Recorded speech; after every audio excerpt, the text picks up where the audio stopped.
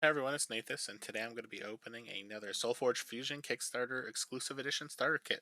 So this is officially the sixth kit in the case that I am opening. This is going to be halfway through that case. So far we've hit two Betrayers and a couple really cool decks, and we'll see kind of what we hit out of this one. So far I'm definitely pretty happy with how things are turning out. Um, Basically the odds are one Betrayer, I think every 10 decks is the odds, and we've hit two out of 20 actually. So we're right on base with what we should be hitting. All right.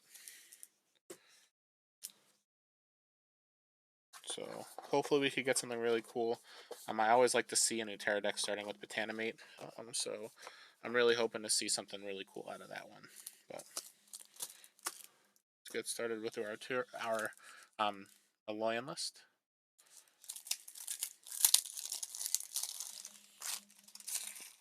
All right.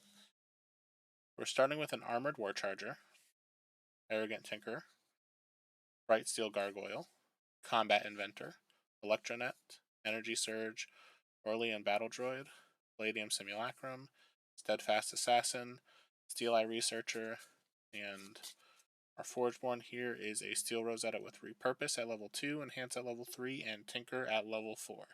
So unfortunately there's not really a ton of minion generation to take advantage of that Steel Eye Researcher. That being said, it's always nice to see a Tinker. Inventor is nice, just to be able to pump your cards. And Energy Surge isn't that bad of a card either, with Palladium Simulacrum, which is one of my favorite Aloyan cards out of set 1, just because it's a lot of fun to play. Alright, so we're going to get into Tempest here.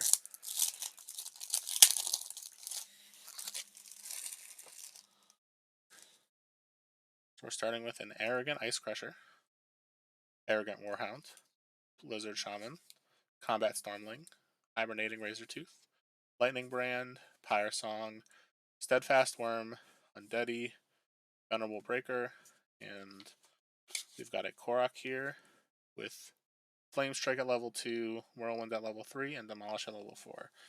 So this is a deck that just has a lot of creatures that are just really big power toughnesses with really low health. Um, and the Lightning Brand only has one mage. Overall, this is one that kind of just feels like it kind of falls a little bit flat. But it's fun to always open decks in general. So now we're going to get into our Necrom.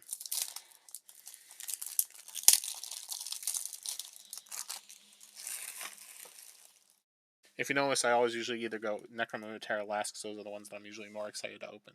So I kind of like to save the best for last.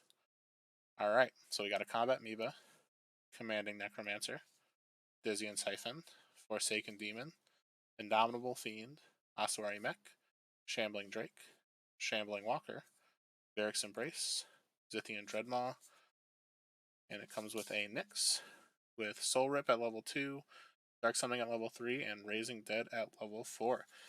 So right off the bat, Commanding Necromancer is an awesome card, just because there is a little bit of zombie synergy here. Dizzy and Siphon's always fun to be able to sacrifice your own creatures, especially when you hit Ossuary Mech or Indomitable Fiend. But we've got two shambling creatures here, which is very, very nice. So I always like decks with double shamblers. This is missing a little bit of the removal packages that you'd like to see.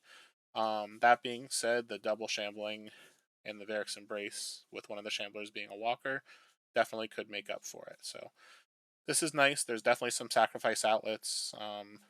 This is one that I feel like definitely could find a home, and probably the best deck that I've opened so far, from a competitive standpoint, because of that double shambling. All right, now finally, let's open our Terra list.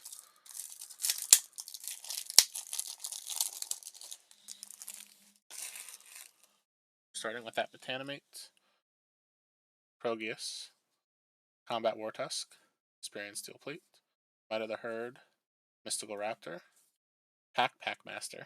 That's a mouthful. Stout Hide Stegodon, Summoning Council, Torg My Guardian, and we've got an Oros with Bark Skin at level 2, Dark Forge Drain at level 3, and Growth Aura at level 4. So it is definitely always nice to see Might of the Herd with Krogius. It's one of those cards you don't really think of together, but when you get a Krogius off Forge, and then you have a Might of the Herd to give it aggressive, You don't even have to have the other dinosaurs on the field. So this one looks like it can keep the board pretty full on your end, and having that pack master could be pretty nice. Because it could get really big really quick, and it tends to have a large toughness stat. I mean, it's got some breakthrough, so this one definitely looks fun.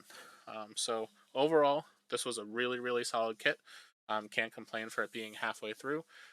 So definitely looking forward to the other half of this starter. So thank you for tuning in, and I'll see you next time.